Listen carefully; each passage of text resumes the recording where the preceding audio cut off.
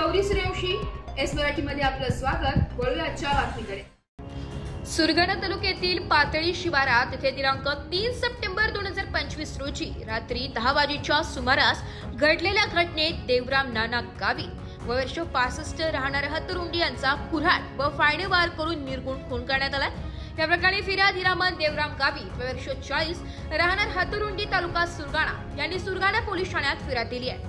आरोपी म्हणून शिवराम गंगा गवळी व त्याची पत्नी रंगूबाई शिवराम गवळी राहणार पातळी पळसण तालुका सुरगाणा यांची नावे नमूद करण्यात आली आहे। यावेळी शिवराम गवळी यांना अटक करण्यात आली आहे।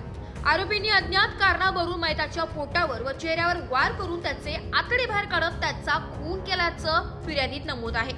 घटनेची नोंद सुरगाणा पोलीस ठाण्यात करण्यात आली असून तपास पोलीस निरीक्षक समाधान नागरे यांच्या मार्गदर्शनाखाली सुरू असून दाखल अधिकारी पोलीस उपनिरीक्षक चंद्रकांत दवंगे आहेत। घटनास्थळी माननीय किरण कुमार सूर्यवंशी उपविभागीय पोलीस अधिकारी कळवण यांनी भेट देऊन तपासाची माहिती घेतली आहे। एस मराठी न्यूज साठी प्रतिनिधी लक्ष्मण बागुल, सुरगाणा।